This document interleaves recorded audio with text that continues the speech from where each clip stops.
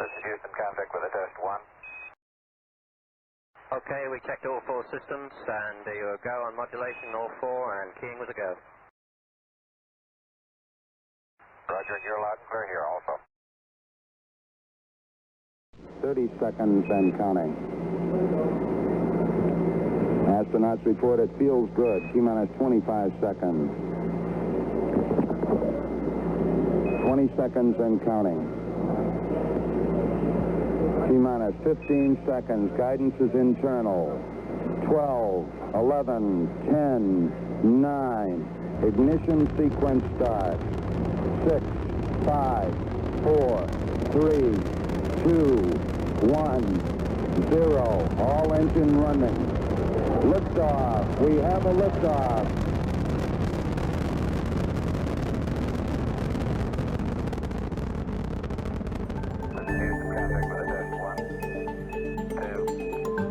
In the early spring, we embarked on a journey to a new world. We charted a new course for the future of the meetings industry. Now, we're expanding our reach, discovering more ways to engage and connect, and dispelling the fear of virtual events. This isn't a webinar, it's a transformation. Engaging content delivered in a fast-paced, collaborative way, connecting audiences, reaching through the screen with a personal touch. Together, we will make contact because this is Mission Critical. We checked all 4 systems, and you were go on modulation. Hi, everybody. I'm Joe Lara, founder of the Knowledge Exchange, and executive producer and creator of Mission Critical, coming to you live today from Philadelphia, Pennsylvania. What an amazing, historic, iconic, beautiful city to be in. I'm standing right now at the Franklin Institute, and as you can see behind me is the National Ben Franklin Memorial. Just such an amazing thing to see, such an amazing place to be, and fitting for this next installment. Because we are revolutionary, and because the things we're bringing to you for this next episode are going to knock your socks off. We have revolutionaries and icons and dreamers and big, bold thinkers lined up in store for you. And there's no better place to do that than Philadelphia, and we ourselves have decided to up our game for this episode. We're going to be coming to you from around the city. Instead of one venue, we're going to actually be coming to you from around the city, showing you the sights, the sounds, the flavors, and the vibrancy that places like Philadelphia still have. Because it's very important to remember that and to not lose sight of that fact, that even though things change and even though the industry's changed and we are where we are, the fact of the matter is that these cities are still vibrant. We can't just go by what we see on television or read online or read on the news or see on social media. It's such a transformative experience sometimes to just go into a city like this and see it for yourself. Now, I will tell you ahead of time that because we're going to be moving around the city, you will see certain segments like right now where I am wearing a mask because it is our responsibility for safety. It is our responsibility to take precautions, and the more precautions we take and the more serious we take things like wearing a mask, the quicker we're all going to be able to get back to being face-to-face again and holding our events again. So, before I go any further into the episode, let's take a look at the Franklin Institute's event capabilities. And when we come back, we're going to be in a brand new exhibit they have running till January in conjunction with Madame Tussauds. It's an amazing exhibit you just got to see.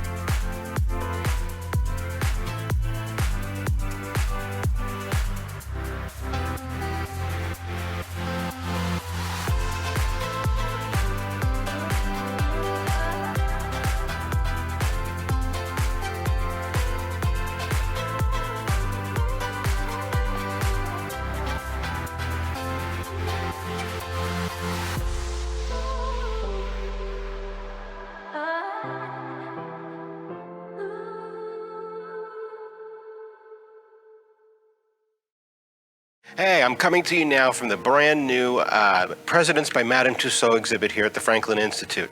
As you can see, I'm standing here with former President Obama. Mr. President, what do you think of Mission Critical? Just kidding. But actually, as you look through the hall here, it's just an amazing experience full of some of history's most greatest presidents, revolutionaries. There's 56 total statues that Madame Tussauds has designed and provided here to the Institute. The exhibit will be going on till January. There's all 45 presidents, there's some celebrities, and just some of history's most revolutionary figures like Rosa Parks and Frederick Douglass and Malcolm X and Martin Luther King and Harriet Tubman and you name it. Of course, Ben Franklin himself. So, with that said, the reason I'm mentioning revolutionary so much is because this next segment, we've really put together some incredible stuff for you with some of the most innovative companies in the industry. One of the great things that's come out of this pandemic has been this overflowing fountain of innovation in the events industry. Suddenly, we're looking differently. We're thinking about things differently. Technologies can take us anywhere around the world. And every day, companies are coming up with new ways that we can engage and interact that are just changing the game.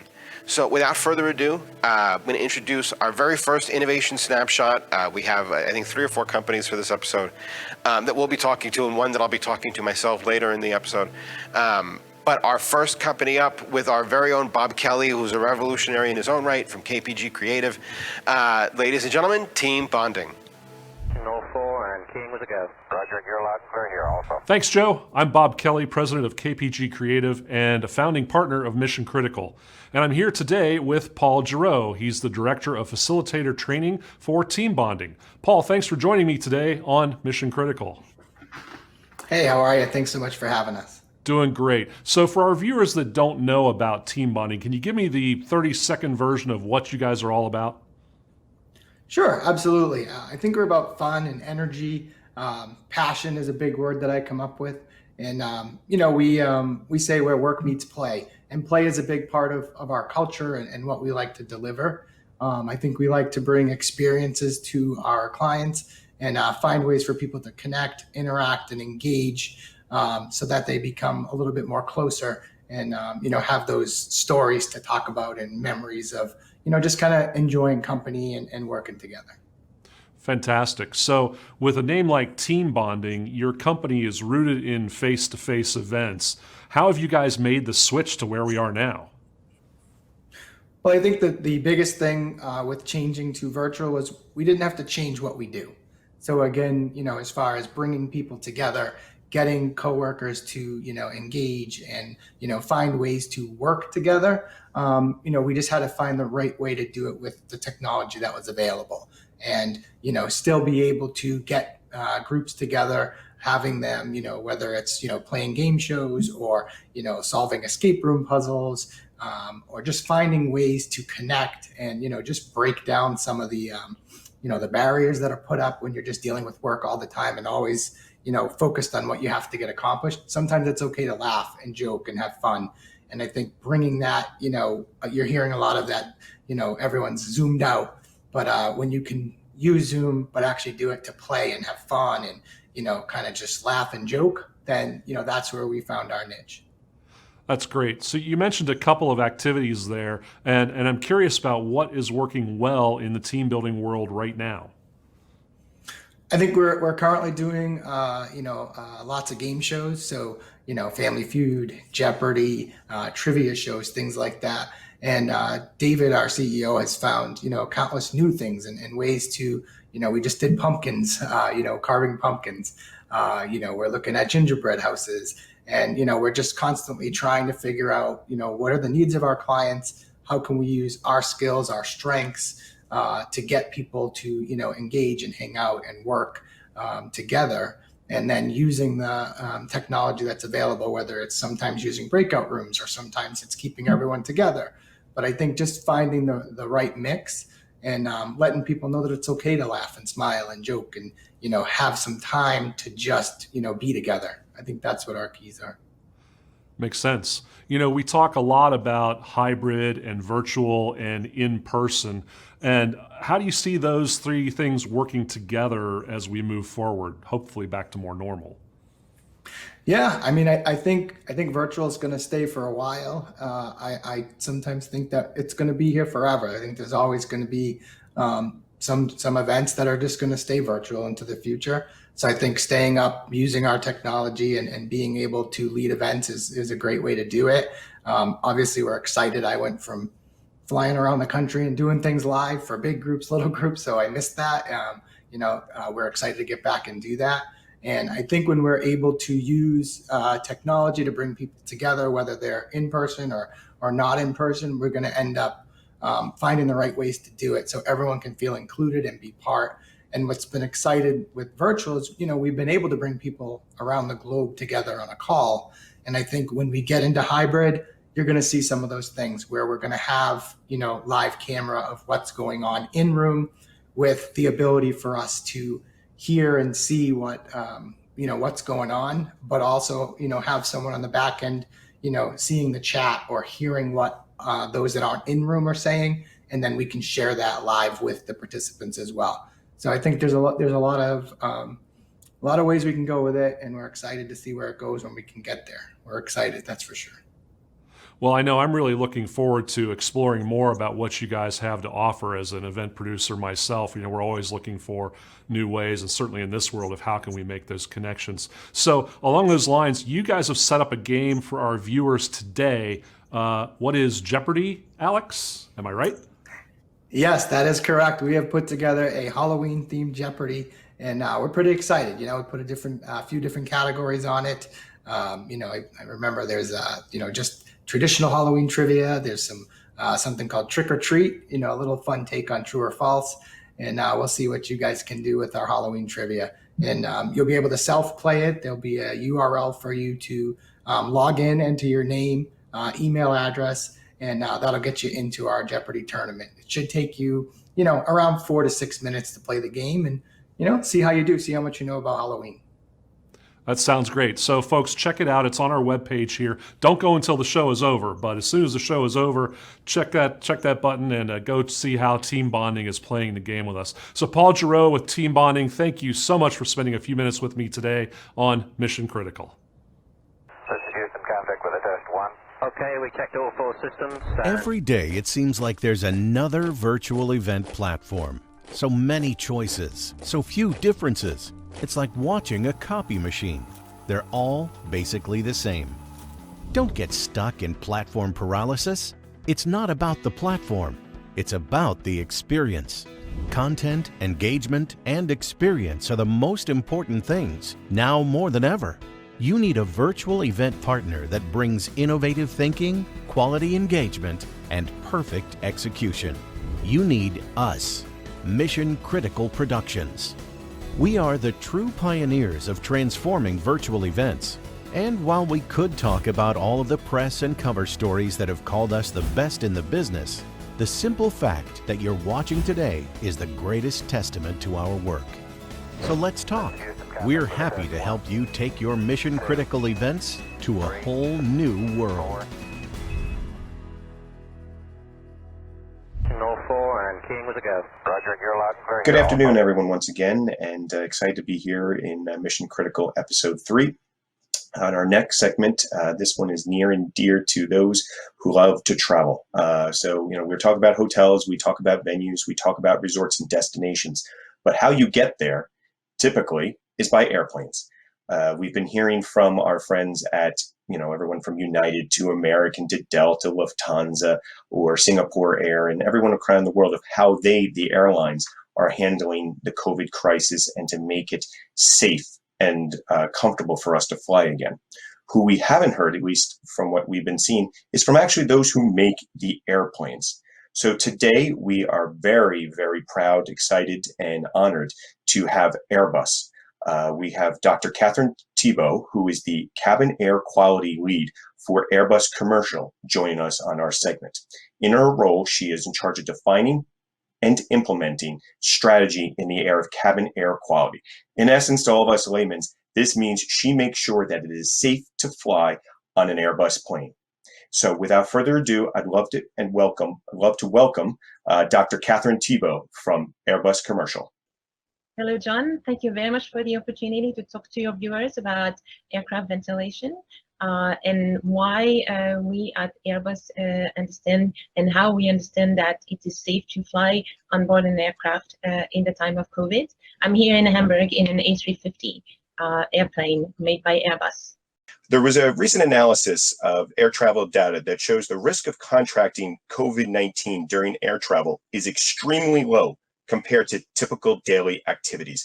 Can you share some more analysis and insight into that from your view and from your experience and Airbus? Yeah, absolutely. So first of all, I'd like to thank you for the opportunity to talk to your viewers about cabin air ventilation and showing you, what we do to keep people safe on an aircraft. Just like you, I actually have flown over the summer and I felt very comfortable. So I'm going to tell you a little bit why this is so. So actually, one thing that you can see behind me is the entrance and the outlet of the air. So they're Right. There and at the bottom. So the ventilation in an aircraft is very specific, and it's really designed to be that specific because, of course, the environment outside is a harsh environment. So we want to make sure that all our passengers are at a comfortable point and at comfortable temperature and comfortable airflow. So there is a lot of air coming into the cabin. What we say and what we know is that there is about an air exchange rate that allows about 2 to 3 minutes for the whole air into the cabin to be exchanged. So it's just 2 to 3 minutes that takes for that airflow in the cabin to circulate, and then it keeps going and keeps going. Exactly. And Okay. actually, so some of this air is coming from outside and it's a fresh air Wow. from outside, and some of it is recirculated. Now Okay. it's recirculated through HEPA filters. So people might by now be very familiar with the HEPA filter terminology. Very popular term right now. Very. It's a high efficiency particulate arrestance filter, so that's what it stands for. What it really means is that it's very efficient at capturing not only big particulates, but also small viruses. So that gives you a really fresh and clean air coming back into the cabin. Again, with a very high air exchange rate, top to bottom airflow, like I just showed you. And then you can also see that in the cabin, there's the seats, that provide some barrier for Right. all those particulates that might be into the cabin to be blocked. So a very design airflow, and also an airflow that allows for the ventilation to be very local. So the person in row 1 doesn't breathe the air from the person in row 10, and none of those Wow. contaminants. And if I understand correctly, like where you're sitting, if the person sitting in front of you wouldn't even have that same air, in essence, there's like this invisible barrier between each person because of the way the airflow was designed on the planes. Exactly right. So as you can see, all those inlet and outlet are very well distributed around the cabin, so that there's very little longitudinal flow in the cabin. So it's really very local. So that's what makes it really safe for people, and the fact that it doesn't mix the air, just like in other environment where, like a restaurant, you might have really a lot of mixing. This is not in an aircraft. Yeah, I think like you just said, like a restaurant, if I understand correctly, the air inside an airplane is cleaner and safer than even in a commercial restaurant or elsewhere because of the speed and the way the design of the aerodynamics of outside the plane, inside the plane, and the seating. You guys have thought about this way before COVID even came about, that we need to keep everybody safe and healthy. Yeah, exactly. And actually, we do a lot of modeling. So we have designers that use very sophisticated tools to be able to model the temperature and the airflow in the cabin, so that we maintain everybody very safe and very comfortable. And so those same tools we have used to inject some particulates. So to look at what those particulates that might be emitting when people are coughing, for example, or breathing or sneezing, then where do they go and how fast do they go out of the cabin? So because we have a very high air exchange rate, then those particulates exit the cabin in about, a minute and a half or 90 seconds. A lot of things are going on today in the travel industry, and particularly everybody's working together. Hotels are coming together, competing brands, competing destinations. And in this case, as we're talking with you, Boeing, Embraer, and Airbus have come together. And because, a lot of people say, well, only Airbus said this, only Boeing said this, only Embraer said this. And you've all come together and conducted some modeling and, as you call it, probabilistic and analytics research. And you've combined and combined efforts. Can you share a little bit more into that and what brought you all to the table? Yeah, so of course, when it comes to safety, we are all together and there is no competition. So we are all, in it to make sure that all we do in terms of flight is safe. So we have collaborated with Boeing as well as Embraer. However, we have done the CFD modeling separately because the ventilation on a Boeing aircraft might be a little different, Sure. or is Absolutely. different from Sure. on an Airbus aircraft. So we all have done similar things, and we all have come to the same conclusion that really there is a very low risk of transmission in the cabin, so in an airplane. So I think that's really comforting to see that we came through a little bit different ways, but we come to the same conclusion. So I think that also adds a lot of value and a lot of strength to what we say.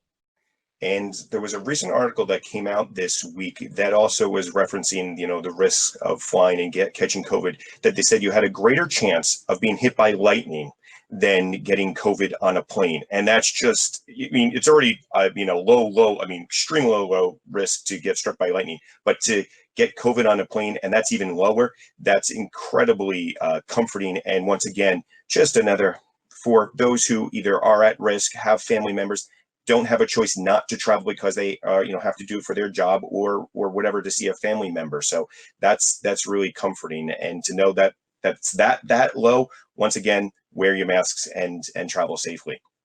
Right.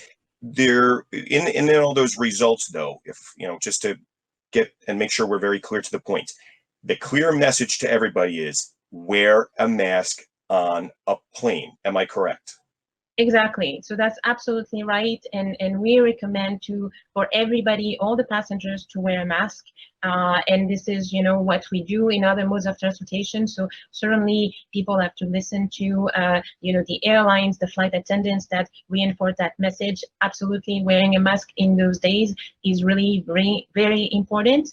It's a case of really a layered approach, of risk mitigation. So you have the mask on yourself. Then you have the airflow, you have the HEPA filter, all those good attributes, and then you have the mask on other passengers. So all this together works together to have a really low risk, as we say, in the aircraft. So it's essential to wear a mask. Right, and but it's okay though to take it off, to have to keep it on for that hour, 3 hour, or 10-hour flight the entire time. You can hydrate, you can have some food, but when you're done or in between, just put it back on and you should be okay, correct? Exactly right. So of course, now people, especially in longer flights, they're going to need to drink, which is really, of course, essential and very important. You have to be hydrated on a plane, right? Absolutely. And it's a low relative humidity environment, so it's a dry environment in the first place. So we really want people to stay hydrated.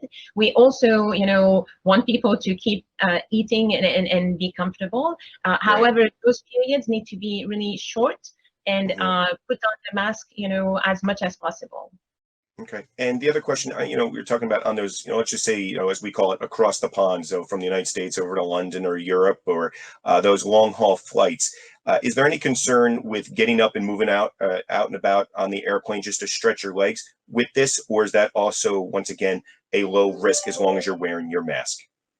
Yeah, so it's a low risk as long as you're wearing your mask, and also you can social distance, of course, not be all packed together and in a small environment. For example, what we say also is during deplaning and boarding, you need to listen to the flight attendants that usually these are really helping people being separated and kind of doing a sequential, boarding and deboarding. So that's also really important to listen to those advice and those considerations.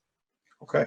I really appreciate all your insight, and particularly your telling us from the designer of the airplanes how safe it is to fly. I mean, we hear, like I said, a lot of those who we purchase our tickets to fly on our commercial, but those who built the plane are telling us and sharing with us it's safe to fly, you can fly. And that means so much, because this industry of travel and tourism cannot happen without those planes in the air and people in them and going to these destinations, these resorts, these hotels, these restaurants, and these activities. And we need to get this industry thawing and going and humming again. I know it's going to take time. We know it's going to take some comfort levels, but hearing from you all and sharing that, to say it's okay to fly Lufthansa or ANA or Delta, whoever it is, your airline, it's safe to do it. And I can't thank you enough for sharing that. That means a lot to us here, particularly at Mission Critical. Before we, since we still have you on board today, and before we deplane, is there anything left you'd like to share with the audience that we may have not spoken to or referenced during our conversation? Yeah, so absolutely. I mean, for me personally, I really thank you for the opportunity to explain to people, why it is safe and what is the ventilation like in an aircraft, because I've talked to other folks, in my travel, and although it might be obvious for designers and for people that live and breathe air travel or design an Airbus, but it's not obvious for everybody. So I know some people, may think that it's like a really closed metal tubes and there is no fresh air. So it's really not the case. There is a lot of ventilation, and for myself, like you, I have traveled in the summer, going back home to the US, and I feel very comfortable. And so I would, say to people that we have done our work to show that from a data science point of view, it is safe. Now, of course, it's everybody's decision to make that decision to fly. Right. But we want to give people the information that helps them to make an informed decision. Well, I can say this for myself, after this conversation, after recently flying, I'm ready to go, and I have gone. I feel very comfortable taking my family, and I do hope that this leads a lot of comfort for those in the decision makers in those corporate travel departments, CFOs, COOs, and the like, to say, hey, you know what? It's time when they're comfortable, and and all their corporate legal teams say it's okay, for the liability purposes, but it's okay to go. And thank you. Once again, I can't. It means a lot to us. So I wish you continued good health. Please thank the team over there at Airbus for your joining us today. And I'll see you at the airport, and maybe on an upcoming flight, and we'll get to meet in person, which would be really nice. I hope so. Yes, absolutely. Thank you very much for the opportunity. Sure. Au revoir. Goodbye, and thank you. Bye. Cheers. 04 and keying was a go. Roger, you're loud and clear here also. All right, who can guess where I'm standing now? As we're moving around the city, I'm now here at a venue that I absolutely love. In fact, right upstairs from here, we had one of our most successful knowledge exchange events we ever hosted here at the Museum of the American Revolution. And it's just such a sight to behold, to see the history, especially myself being a history buff, seeing the history and seeing all the historical artifacts that have been preserved from the American Revolution. There's even a theater here with a presentation that at the end, when they unveil the actual war tent used by George Washington. I mean, it's just so many incredible sights to see. Behind me, you see a scene of the brawl at Harvard Yard, what started the American Revolution. And so it's just a really incredible thing to see.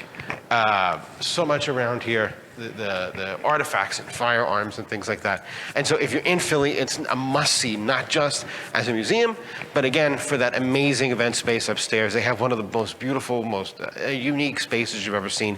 And actually, as part of our golden ticket package in the VIP bag, when you click through to that part of our exclusive content, I'm actually going to show you a rehash of the video that we did. The Philly event that we did right upstairs. So take a look at that. But while I'm here, this is the perfect place when we talk about revolutionary to introduce something that is truly revolutionary. And it's not something you would normally think could be changed. It's not something you would normally think could be updated or that you could be revolutionary with. But Lisa Lewis has just found amazing ways to do this from Omnium Circus, and I'm just so thrilled to introduce them today, not just as an event planner, not just as a former alumnus of the Big Apple Circus and having worked in that industry before, but I think I'm more proud of what Lisa and Omnium Circus are doing. As a parent of an autistic son, Omnium Circus is the first circus where each live and virtual performance are fully accommodated for the audience. So whether you are visually impaired, hearing impaired, have issues, autism, things like that, there are multiple accommodations for every audience member to enjoy the circus equally, and it's really such an amazing thing to see. And not only is it the accommodations are amazing, but if you look beyond that, the cast, Omnium has assembled an international who's who of circus stars with a various range of, they're multiracial, they're multi-gender, and believe it or not, multi-abled. And you have to just see some of these acts, like Jen Brickerbauer, who's an Olympic gold medalist and also, an aerialist and happened to be born with no legs. And so, again, as a parent, for me to see for me to see my son be able to enjoy a show like this, where he can see people like him, that are a reflection of him. It's just such an amazing thing. So without further ado, for our entertainment segments for this episode, we're going to be doing 2 different spots from Omnium to give you a little sneak peek. Mission Critical is producing their first full-length show on December 12th at 5 p.m. We'll be sending out information about that as well to everybody, and there'll be some details on that in the gift bag that you can click below as well. So without further ado, ladies and gentlemen, here's Omnium.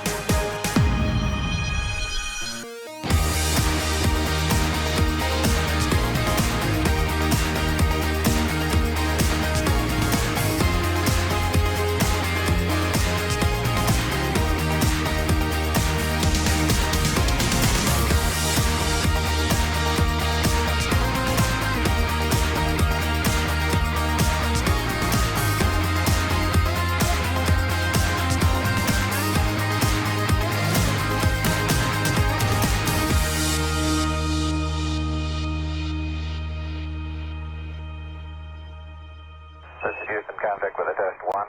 Okay, we checked all 4 systems and... Hey guys, so I know I normally don't come into the interview segments, but I just had to for this particular company we're going to talk about now. I'm here today with Patrick Reif from Pixelated, coming from the my beautiful room here at the Hilton Penn's Landing, Philadelphia. It's just an amazing, gorgeous property, and you can actually see a full virtual tour in our VIP bag. If you click the golden ticket tab, you'll get access to our exclusive bonus content from today's broadcast. So aside from that, back to you, Patrick. Patrick is the CEO of Pixelated. Pixelated was a physical photo booth company. Really fascinating story going from the physical now and actually creating PixieWeb, which is just one of the most amazing virtual experiences, and one that you can experience for yourself if you just click down below the screen. So Patrick, how did this transformation happen? Yeah, Joe, thanks so much for having us be part of the event here talking to you today. So yeah, we have been a photo booth company for a little under a decade, started with DSLR booths and physical staffed event services. And over the course of our career, we've graduated through and built our own technology, which is what brought us to being able to sell Pixie Tabs and Pixie Tab Pluses. There are physical kiosks that we rent by the day, and we ship it out to you with return shipping, and it's like a fun, easy, turnkey, staffless photo booth solution. So we've been kind of working on that for a few years, and then obviously COVID-19 snuck up on all of us in the events industry, and it forced us to pivot a little bit, and we decided to develop something that we call PixieWeb. And PixieWeb is It's a shared event photo gallery. It's also a virtual photo booth, depending on kind of how you're looking at applying it inside of the space. But we wanted to look at a way that we could stand up an engagement solution that allowed people to share photos inside of any virtual event space that they were going to. So whether it's a Zoom call or a more built-out webinar platform, our virtual photo galleries and virtual photo booths, they live at a URL that you can access either by typing it into a browser or by scanning a QR code. And then it's able to kind of implement the branding and the messaging from the event and carry it into the virtual space. Amazing. Now, you also created Pixie Cloud, which is a larger marketing platform that incorporates the virtual photo booth as well. What's the difference between Pixie Web and Cloud? Yeah, definitely. So Pixie Web is our virtual tool that ultimately feeds Pixie Cloud. So Pixie Cloud is our experiential photo platform, if you will. And the inspiration for that came from working with some large brands and setting up photo ops for them, some big sports brands, setting up photo ops for them and realizing that the engagement that we were creating for them and their consumer base was really valuable, and that they should be indexing the email addresses and the data that we were capturing on their behalf. So we built our own platform with the idea in mind that your photo experiences could and should be hooked to your CRM or your marketing platform or wherever your database is kept. So that's kind of where we started. That's what PixieTab and all of our shippable units run on. So when the time came for us to create a virtual product, it gave us one more way to extend photo campaigns on behalf of our clients, where we can not only touch users in real life events, but now we can also leverage and drive campaigns in the virtual space for them as well. One of the things I'm really seeing in the industry right now is just a lot of innovation coming to the forefront.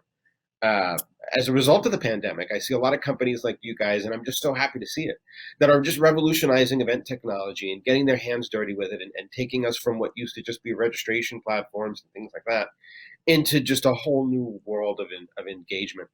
But I got it. With that said, I have to ask the question. Are you hopeful for a return to physical events, to live events? And what are you seeing on the PixieTab side? Are people still renting the physical booths?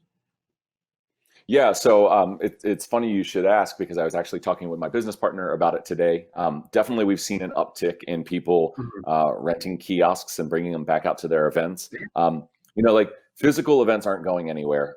There will always be a virtual. I think hybrid is going to be the new kind of run of show, if you will.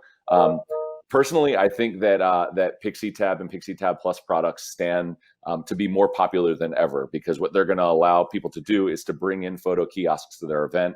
But one, not have them be as expensive because they're not being staffed. But two, from a control point of view, I think people are going to really be looking at how many personnel they absolutely have to have inside of their live events. And I think that this is going to really empower a lot of people to still have that feature, to have that fun experience there without necessarily needing to have a seat for another staff to be there inside of the live event. So for us, we're very much focused on how Pixie Web and how PixieTabs form together to become a hinge tool. So that way you've got a consistent experience that's there for your virtual attendees, as well as all your attendees that are showing up in person. Well, thank you so much, Patrick, for joining us today. It's been so great to hear from you. And everybody, if you haven't tried Pixie Web yet, if you actually click right below your screen, you can take a photo, share it to social media, see our custom frame, and just experience the Pixie Web, the virtual photo booth for yourself. I guarantee it's something you will definitely want to incorporate for your next event. So like I said, thank you again, Patrick, for coming. And now we're going to go to Giovanni Lavera with our planner panel. Take it away, Gio.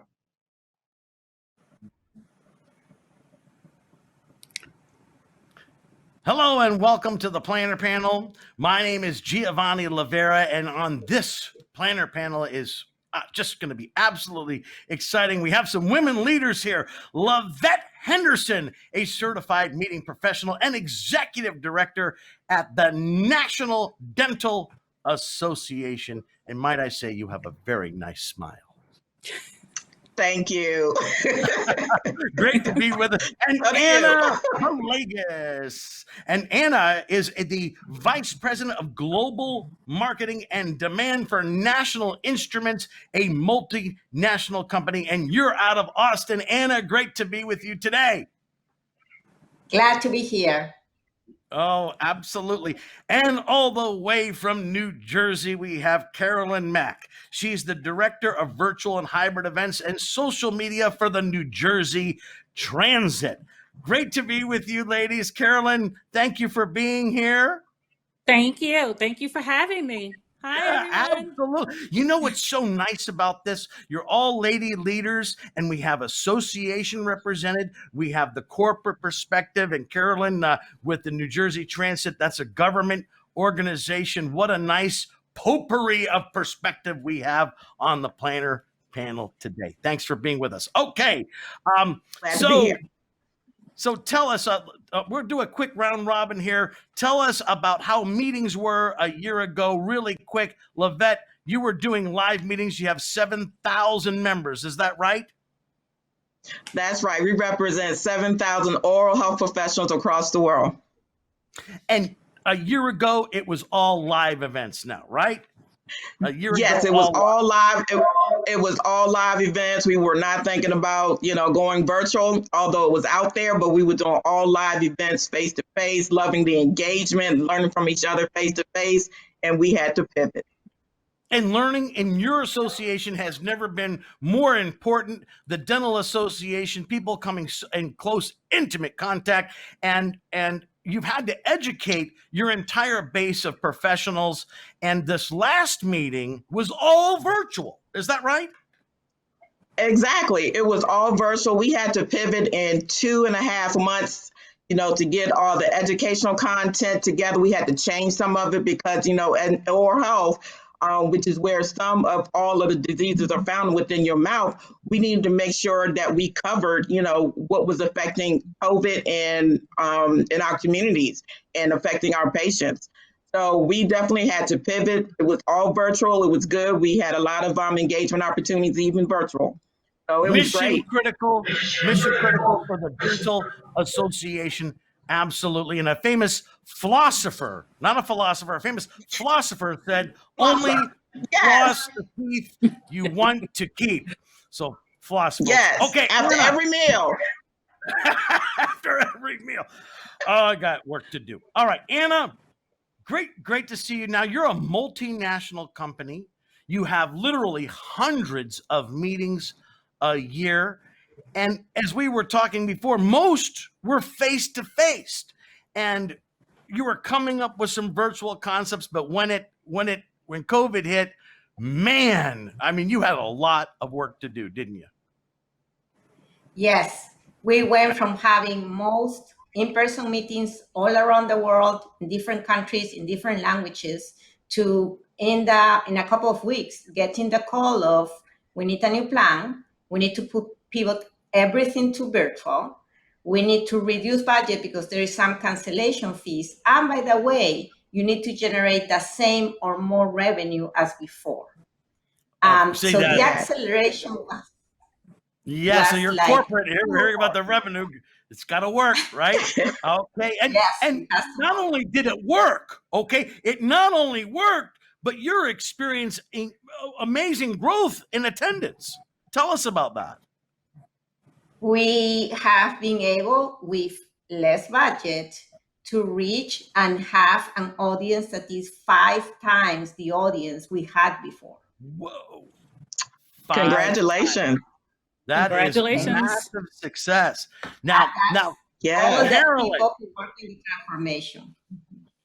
Absolutely. More access, right? They don't have to travel, and you're experiencing an uptick in attendance. That's great news.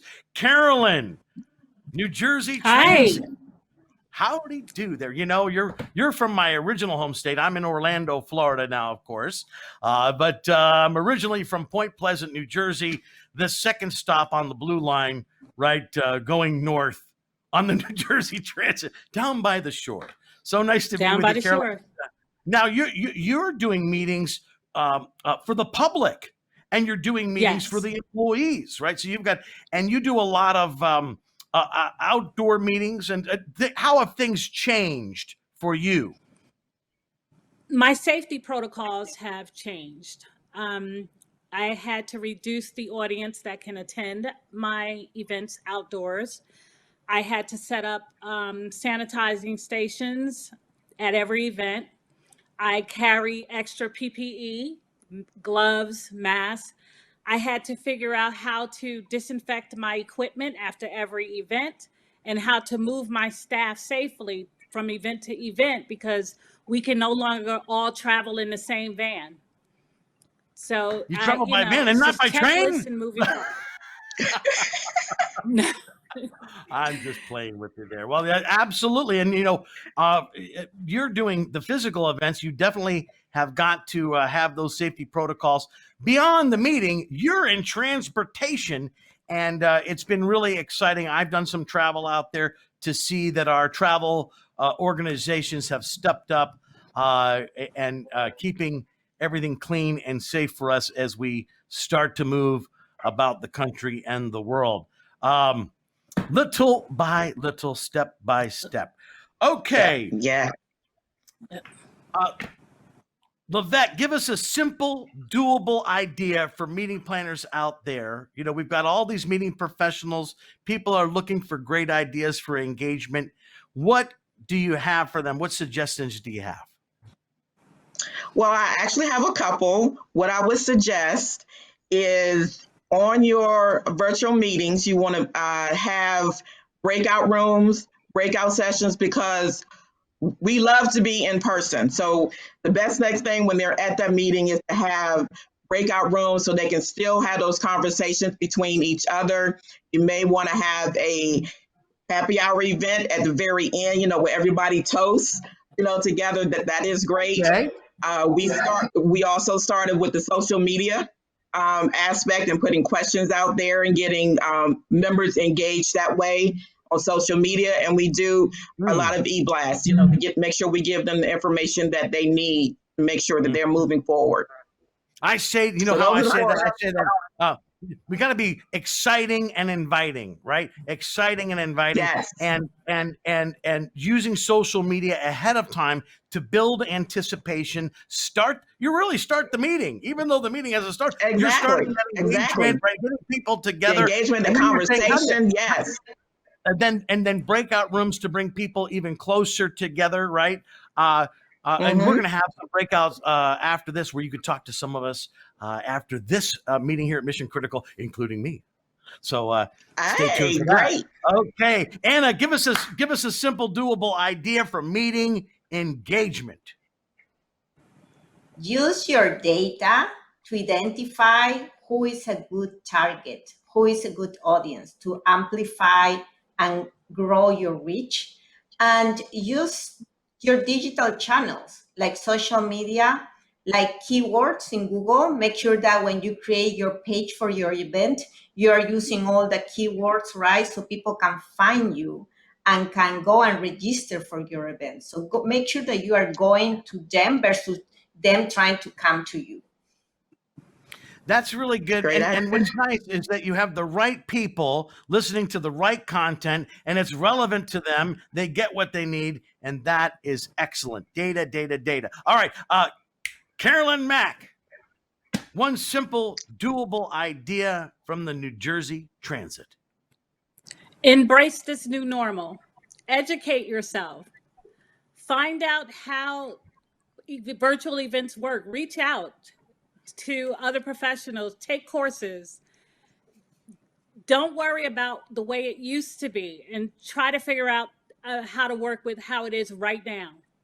This is our new normal and it can work. Be confident in yourself and have confidence in the product that you're putting out there, and it will work. I love that. It's folks, and what Carolyn is saying, man, be brave, right?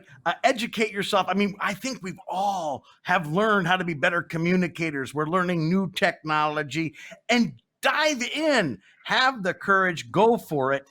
And you said something that was really, really good there, and I don't want to breeze over it, and that's about having confidence. People look to us meeting professionals to know the answers. How are we going to bring people together?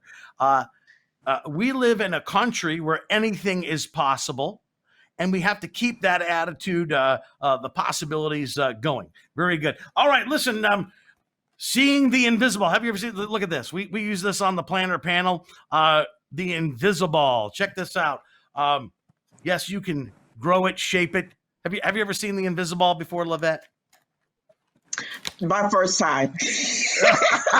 Here, check this out. Check this out. Look, you're not going to believe this, Carolyn. Look at this.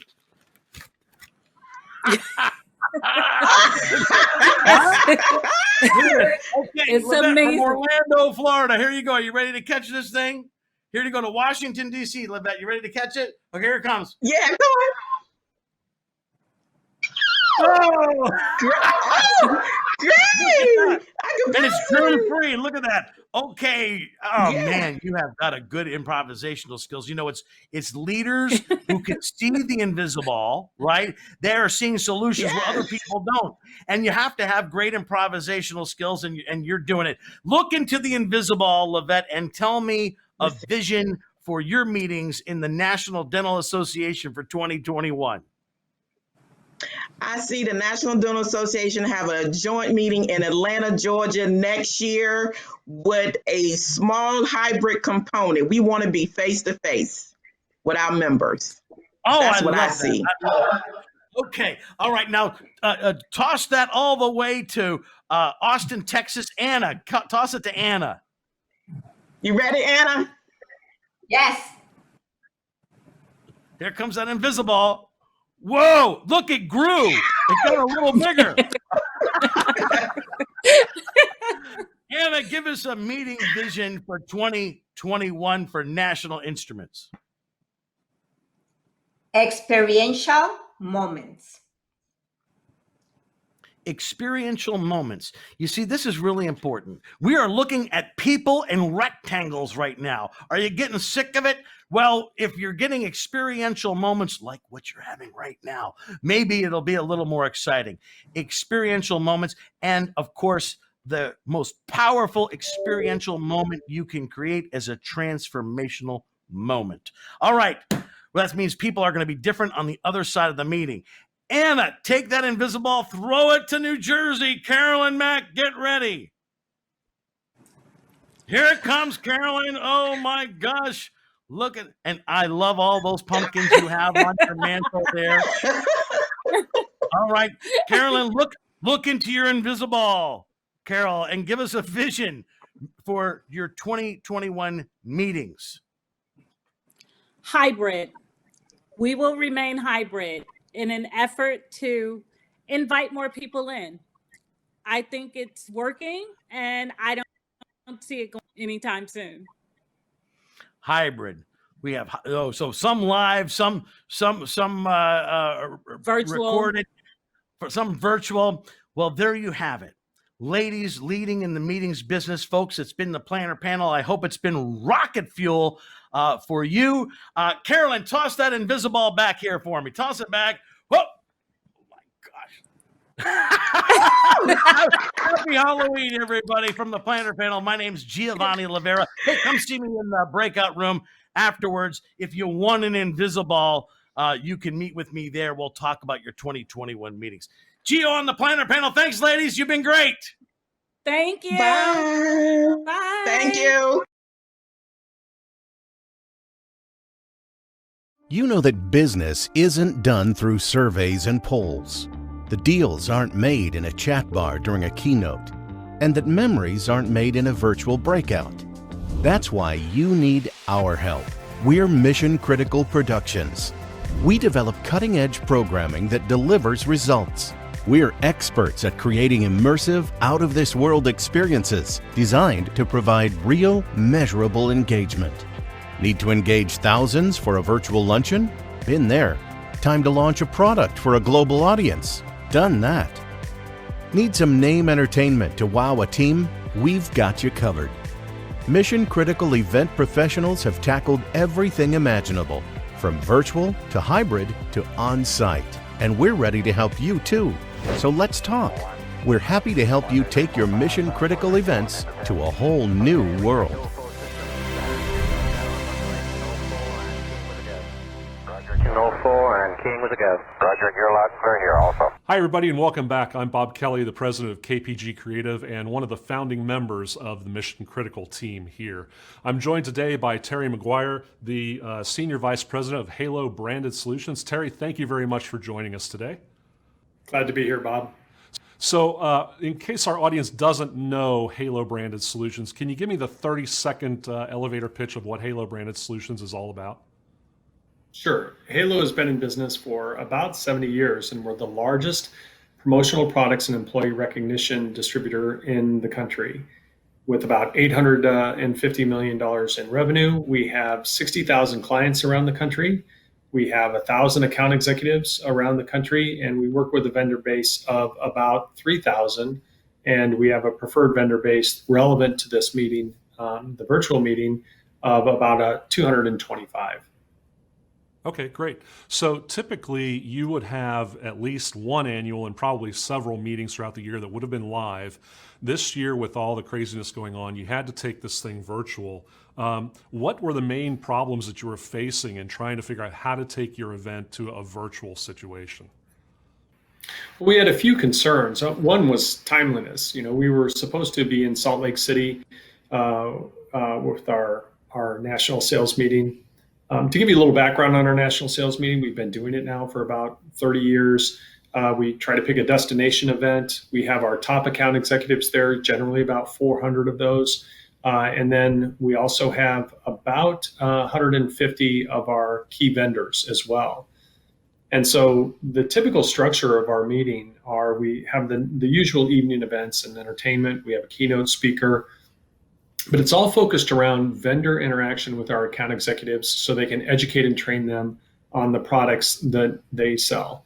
And so, we had to try to figure out a way to compress 4 days of education session and motivational sessions into really what ended up being an afternoon or 2 afternoons. And so we realized that the attention span would be an issue. We didn't want to ask people to be on a series of Zoom calls for 6 hours a day for 3 days. And so we had to really compress the time and the content. That was a key concern. The other key concern was technology. We used a few different platforms for different segments of our meeting, and to be able to assure the technology was available. We had a team, kind of a war room, if you will, of a few of us that were coordinating any questions in the event that the technology for some reason had some sort of a hiccup. So as I recall from the timing, because we worked on this together, you came to us maybe a month before the date. It could have even been shorter than that, as I recall. and said, we heard you guys can do this. We need some help. What do you think we should do? And so talk to me a little bit about the solution that we came up with and how we implemented that for you. Well, you definitely pulled a rabbit out of a hat, because I think your comment was, if we had had this call 5 minutes later, we probably would not be able to accomplish all the things that you want to accomplish, because you're really compressing our timeline that much. But essentially what we wanted was a portal for those people that weren't able to make some of the training sessions to be able to view those sessions later. We also wanted a portal where we could help fund the meeting. We wanted our vendors to be able to have additional content on that portal that can stay after the meeting with our account executives, and exclusive specials and promotions and things like that. And so we asked you to do a fairly complicated build. And we had a team dedicated, realize once you outlined for us the requirements and the content that you needed, we gave it first priority.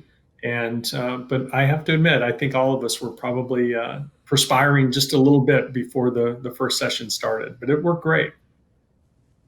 I wasn't concerned at all. It was going to be great, and we knew it. Nothing but net. Yeah. Exactly, nothing but net. So as I recall, I think we were targeting around 600 people were expected to log in. They all had to log in with a secure password to attend. But talk to me a little bit about the results and how many views you had afterwards. What went on after the event was over? Well, one of the benefits of doing this format, and actually one of the reasons we'll probably carry this forward in a number of ways, was that we typically limit, it's a performance-based sales meeting, almost like an incentive trip where you have to hit a certain level of sales to attend. And that's primarily due to cost. And in this case, we realized we have an opportunity here to really open up the umbrella for everyone to attend. And in addition to that, we are not able, typically in a sales meeting, to bring a number of our staff, key staff to the meeting. And so this gave our staff the opportunity to utilize the site, to view some of the sessions that were relevant to them and were great training opportunities for them. And then we had anticipated 600 users, but between our vendors, between our staff, our employees, and between our account executives, we had over 1,000 unique visitors to the site. So far exceeded our expectations in that regard. The benefit of the site is that we had, even today, if you look this month, we'll have 8,000 visits to the site. So a lot of the content, our challenge holding an on-site meeting is we try everything we can to make sure that the information that's presented at that meeting is stays with our team, stays with our sales team. And in this case, made it so much easier to do. And so we still have people referencing the content on the site, even though we held the meeting in early August. So I think that's a really great testament to what we've talked about, where content is king, but engagement is the kingdom, in that by developing all that really rich content, you were able to keep people engaged on a repeat basis. It wasn't just the actual live show. It was come back for more and come back to go deeper and watch that session again and those kinds of things. So I think that's really one of the most valuable things that I know we learned out of doing the event for you. And probably for you too. So thinking about go forward plans or lessons learned, or what does the future look like for you guys and your meetings? Well, I think for us, for the foreseeable future, we have a contracted meeting in May of next year. And I think what we'll probably see is that, let's say through some miracle that we're able to have that meeting, that the world just becomes a safer place and we can do that. We'll still incorporate components of the virtual meeting, as you mentioned, some of the, a storehouse for the content, being able to track the content and who's viewing the content. Some of those things are things that we're going to carry forward. And frankly, one of the things that we learned for our evening events, our biggest challenges that we put together, one of the key reasons that it's very valuable for the financial investment we make, which is substantial, is that they get to interact and they get to connect. And so we try to do small group Zoom meetings, but they weren't nearly as functional as this. A great example of that is that for normally where we would have, a nice elaborate dinner with music and a variety of things, we decided to better humanize the meeting this year. And so the first night we had a virtual dine around with our key executives. And so we had a progressive dinner. And surprisingly, the progressive dinner was attended by more people than many of the sessions were, because they wanted to see our executive team members, certain members of our executive team, in more of a natural setting, and they wanted to see their families and they wanted to learn a little bit more about them. So in terms of the opportunity for us not to just be the corporate team that's there on site at the meetings and have some nice conversations, it really allowed us to humanize that connection between our sales force and our executive team. Fantastic. Well, I'm just thrilled that we had the opportunity to bring this to life for you and that it was so successful. And hopefully we have a long relationship going forward for all of these crazy things that are, who knows what's ahead of us in this crazy world, right? But anyway, Terry, thank you very much for joining us today. Really appreciate it. Terry McGuire from Halo Branded Solutions. And now I'm going to send it back to Joe Lara for our next segment. Hey, I'm in Reading Terminal Market now. As you can see, a very busy Reading Terminal Market. With a delicious cheesesteak here from the legendary Carmen's, a personal favorite of former President Obama's, whenever he would come into Philly, and one of the best steaks in town. So, the market here is this such an incredible place to see. If you look around, it's one of the oldest marketplaces here in the United States. It's been here since the 1800s. And just what an incredible, incredible experience it is to just take all this in. It's just a feast for the senses as you look around. There's every type of restaurant, every type of eatery, every type of place you could possibly imagine. And while we're talking about experiences, that's going to move us into our next segment, our headline interview. And of course, our headline interview is always an experience for everybody. Last episode, we had Bob Bejan, and we have some great people lined up for you this time. So with that said, I'm going to kick it over to our own John Williams, who is the experience maker himself. John and his global team from American Guest are one of the trusted confidants and extra set of hands for many organizations around the world and a lot of top, Fortune 500 and Fortune 1000 companies.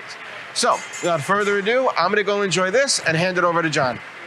This is Houston, contact with a test 1. Okay, we checked all 4 systems and... Hi. In this segment, we join forces today on Mission Critical with the Live Events Coalition and speaking with its president, Nancy Schaefer. If there's one thing we have learned at my company, American Guest, as a worldwide DMC for corporations and associations, is that we need each other now more than ever.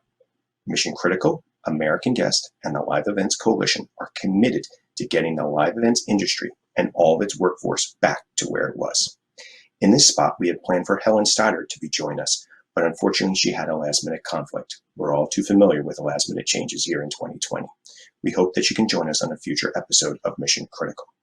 Nancy Schaefer is the founder and CEO of Bravo Events, a planning firm based in Washington, D.C. Like American Guest and many of us in this industry, she's pivoted in 2020. But even more so, she's heading up an industry-wide effort to get Congress's help for the live events industry. Welcome, Nancy. Thank you. It's truly a pleasure to be here.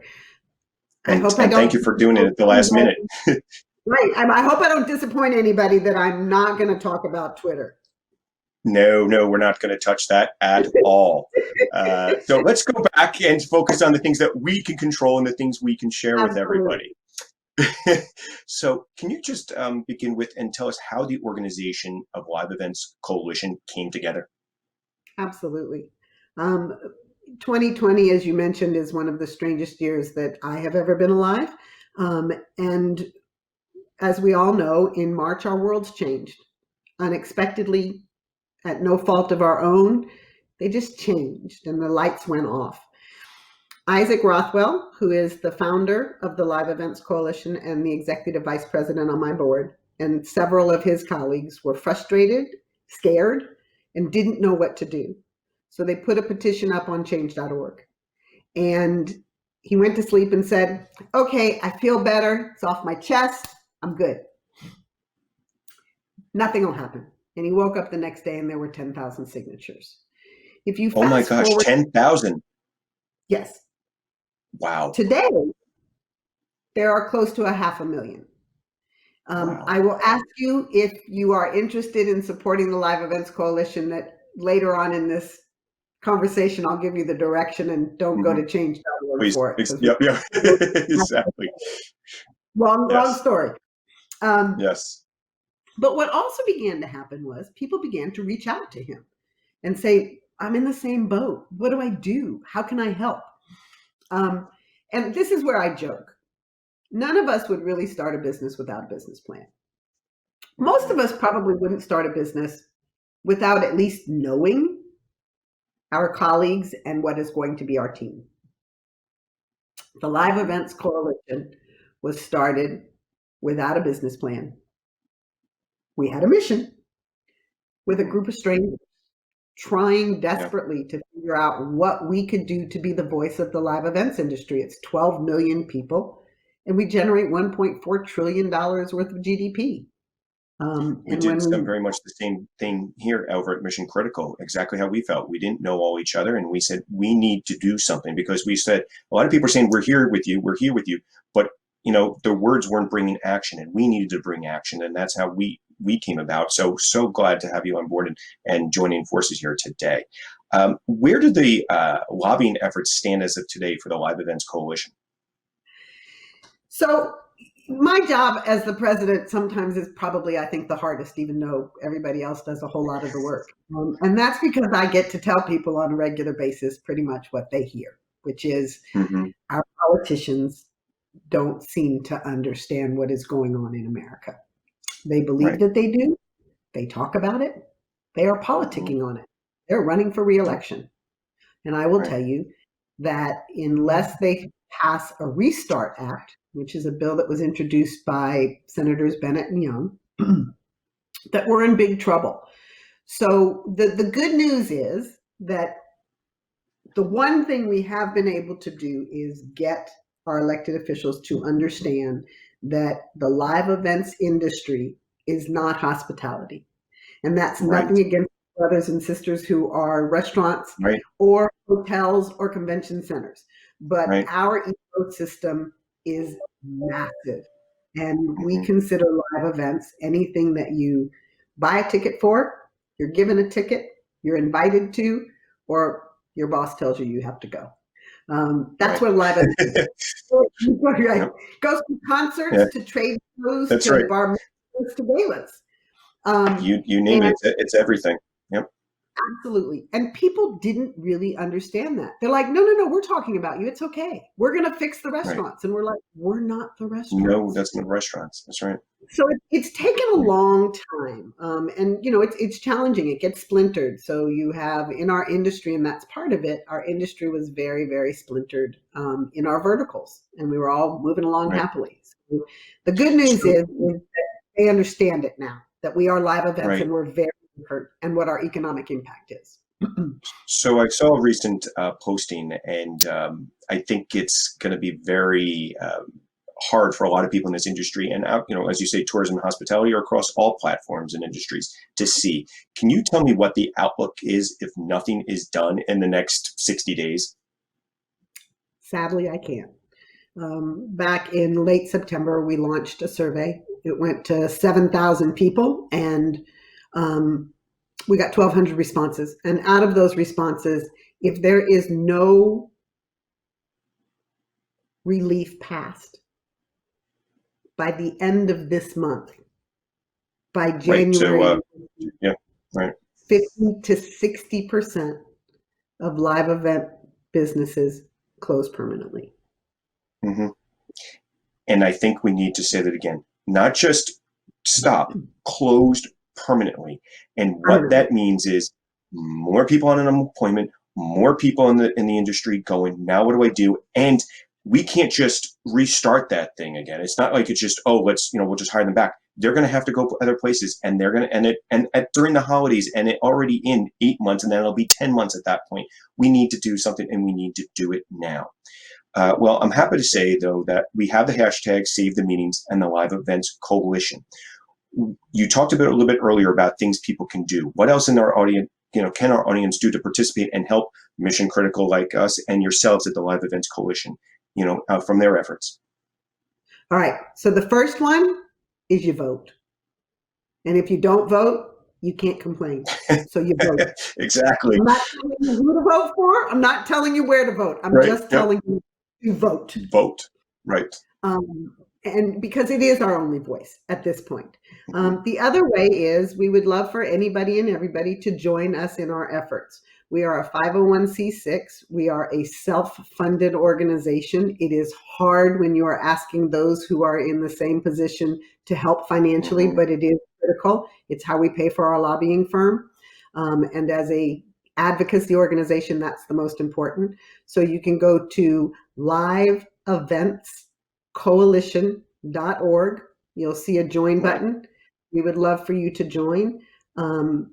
And also, if you want to volunteer, we're looking for people who have any and all types of experience. And we have lots of committees, from membership and government affairs to communications and education and everything in between. We need to be one voice. So we would welcome any and everybody to join us.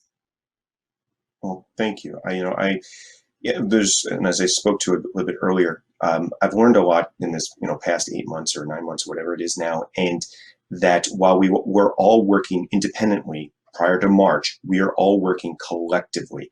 I mean, competitors, people, hotels, event companies, production companies, venues, everybody is in the same thing, saying, how do we help each other? Because if one wins, we all win. If one starts hiring and people start doing events and we can do anything we can do to save them, it supports everybody else. It's a trickle-down effect. So we need to collectively do that. While it is a stark number, seeing 60 to 70% could close in the 60, in the next 60 days, I am hopeful, and that's what I have. I have hope. And by doing what we're doing here at Mission Critical and what you're doing at the Live Events Coalition and what we're doing here today, I hope that has an impact. And we can take even this and support each other and get Congress going and get whatever we can to support this workforce, because there's a lot of people that do not have enough to put food on the table. And I hate to say it, but it's true. And I really appreciate you coming on board today to share that message, joining forces with us today, and hope that this message can get out and come, next week, next Monday, Tuesday, Wednesday, when they vote, that it matters and it's shown. So Nancy, thank you so much. Thank you for your efforts. Please tell everyone at the Live Events Coalition, keep up the good fight. We're running right alongside you and we'll help and support you any way we can. And I thank you again. I want to thank you for this opportunity. I also want to say one last thing to your viewers. Sure, please. Reach out. If you think everybody's okay, we're not. And so pick up the phone, call someone you haven't spoken to in a really long time and just say, hey, are you okay? Do you need a virtual hug? Right now, we have to remember we're not alone. And that takes that outward phone call. Some of these conversations aren't easy, but it's really, really important to support one another and reach out. And then the other hashtag we have is We Are Events, We Vote. Nancy, you said it well. I've been doing that globally. Our clients are all across the globe, and realize that even though we're in the United States, everybody's having the same challenge. So that reaching out, while it doesn't help fix the situation, it knows that, hey, there's nothing that we did that caused this, but we can do things to fix it. So as you said, reach out, virtual hug, Nancy. Thank you. Thank you again for joining us. And like you said, hopefully come Tuesday with the votes, things can matter and things can change. And I have hope, and hope that doesn't happen. So I wish you adieu. Thank you again. I appreciate your time here on Mission Critical. And thank you. Anything I can do for anybody, I'm here. All 4 and King was a go. Roger, you're loud and clear here. Hello there, I'm Giovanni Lavera, and welcome to this Innovation Snapshot on Mission Critical Episode 3. Arthur C. Clarke said that any sufficient advance in technology will be indistinguishable from magic. Well, being a world champion magician and a wonder maker in the meetings business, I'm always looking for amazing new ideas that meeting planners and marketers are using to surprise, delight, and communicate in astonishing ways. And man, have we got a guest for you who's going to knock your top off with this technology. Please welcome my new friend, Paul Duffy, president of Nextech AR. Hi, Paul. How are you? I am great today. Thank you for having me. Super excited. And AR in Nextech, right, is augmented reality. What's the difference between augmented reality and, we're hearing virtual reality, augmented? Tell our viewers what's the difference. Absolutely. So augmented reality, in contrast to virtual reality, is the ability to overlay, principally through your phone, photorealistic, 3D, volumetric digital assets that essentially live within the space of your viewing field through your phone. So think you're viewing through your camera, which I'll show you momentarily. Virtual reality. I remember watching Star Wars, right? And there's Princess Leia, Obi-Wan, you're our only hope. And I knew that one day, Paul, we would be there. One day. One day we are here. So what this means is just as an example, because I went on to your application, which by the way is at savethemeetings.org /live, and you can get that link for Paul's app to get some examples, okay, of this. But like if you're a product company and you invent a new product and you want your sales team to see it and they're all virtual, man, you could have this thing appear on their desk looking at it through their phone, and opening doors and so forth. But you have taken this even beyond that now, right? You're creating portals that people can walk through. Now, meeting planning folks, okay, you got to listen up here. Paul, give us some examples. Show us what we're doing with these portals, because the virtual world, while people are at home looking at people in rectangles, we're looking for better ways to engage. And Paul's got some great ideas. Show us some of your technology, Paul. I'd be happy to. Thank you very much. I'm just going to share my screen here, give everybody a view of it. But basically, think about this quite simply as a virtual experience platform. I mean, the whole idea here is that we're creating these wow moments, these ideas of getting people up out of their seat from the, call it the fatigue of Zoom or virtual experiences. And so I'm just going to reflect my phone onto the screen here and show you what I mean. You know, this screen that we're looking at the moment is one of our very typical lobbies on our virtual experience platform. When I want to, I can literally click on basically one of the pages. I can enter a booth. But what's super interesting about our technology is you need do nothing more than open your phone, point the camera at the screen, and we literally run up to the cloud. We grab this booth, we put it onto your phone, and we allow you to beam it as a hologram directly into your room. And so here, I'm literally stepping up and I'm walking into this booth. And you can see in the booth, I've got video playing. I can look through the booth. You can see the rest of my office. I've got all sorts of branding opportunities. I can literally step all the way back into my office, sit in a chair that's actually a hologram of the booth, and actually experience all the content, all the people, and all the product that I normally would, as if I was there in person. So very cool. I mean, I can see, I could hear our meeting planners friends out there. Their heads are spinning right now. You know, I was on that one with the lobster, right? We could actually so see. Hang tight. Let's go. We got to go see how they're capturing lobster in the North Atlantic right now. So all you need to do is point basically at the screen, just as I did there. And what's cool about this is there. See, I've got people even calling me. You can literally drop a portal right into your home, and now you can see the door. And let's just walk through this portal, and let's go spend a little bit of time with a friend of mine over in Nova Scotia. It's 4:30 in the morning. There he is. He's narrating into my ear as he says goodbye to his dog. He's literally going to now jump onto his boat. The crew is getting ready. You can see them leaving the dock. And I am literally, there's the door back to my office. I am walking around this entire experience, and I'm going to spend the next few minutes listening to them get ready. There's the door. Now it's basically, he's getting the bait ready. I'm here in the North Atlantic. There's the location. It's actually over here, 7 a.m. And in a moment, we're going to jump ahead, and he's going to capture some of that fine Nova Scotia lobster. Then I'm telling you, Giovanni, anytime we do this, when you walk back through that door, you're literally out of the experience and you come right back into the virtual event. It is phenomenal from an experience. I went on your site, I downloaded the app, and I just thought, man, and as a magician, I'm thinking of all kinds of amazing ways we can utilize this for meetings and beyond. Okay. Yeah. So, in our audience, Paul, they're creative people. They're going to be challenging you with all kinds of ways of using your technology. And from what I can see, you're going to be able to say yes to a lot of the ideas. You've got some really wonderful, and also people are going to want to check out later on your screen AR too. Your screen AR technology is awesome. Well, listen, Paul Duffy, thank you so very much for your time here on Mission Critical. People want more information. There's links and spaces here on our site to visit with you. And we'll hope to see more of you down the line.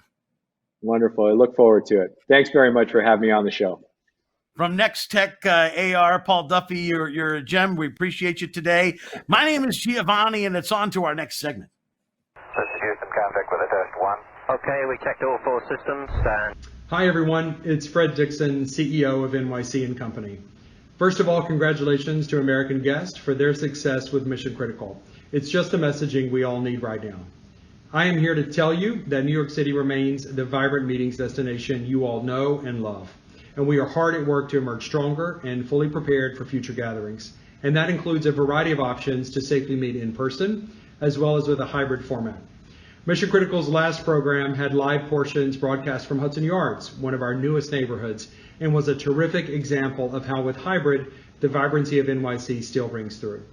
We are super excited to showcase even more venue options and available resources to support your next NYC event during Mission Critical's December edition, so be sure to tune in.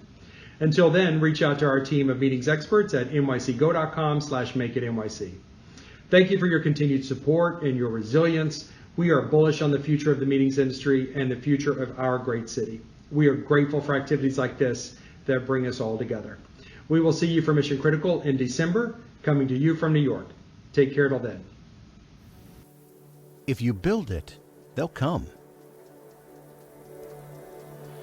But if we build it, they'll stay.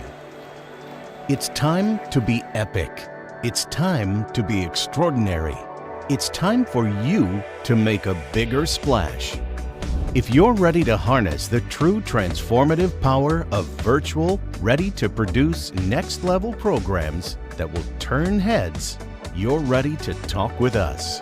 Mission Critical Productions. From the most enticing, engaging, gotta see it to believe it content to entertainment and activities, we do it all. And we don't stop at just virtual. We create seamless experiences between your live, hybrid, and virtual audiences, taking care of all the details locally or worldwide, and delivering headache-free programs for you. So let's talk. We're happy to help you take your Mission Critical events to a whole new world.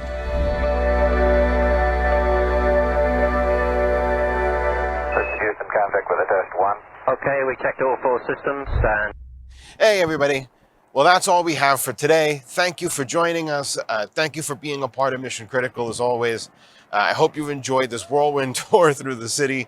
It's been an amazing experience. And now, to close the show, I wanted to come to you from one of the most iconic places and spots in Philadelphia, the steps here at the Philadelphia Museum of Art, also known as the Rocky Steps. Rocky Balboa was always a personal inspiration to me. And, you know, I wanted to come here for a very special reason, because I really feel right now in the events industry and the hospitality industry, we need Rocky. We need that fighting spirit. We need that resilience, and we need to get back up and keep moving forward. So thank you again for joining us. We have some amazing interactive goodies for you. If you click on the bottom of the screen, there's our exhibit hall. There's the gift bag. Again, don't forget about the golden ticket inside the gift bag for more bonus content and footage that I've been shooting around the city. And other than that, thank you again for all your support, for joining us. We'll be back for our holiday episode in December. It's going to be one of the biggest ones we've ever done. So thank you. And I think with all that said, there's only one thing left that I can really say from standing up here in Philadelphia before I leave. And that's, yo, Adrian, I did it!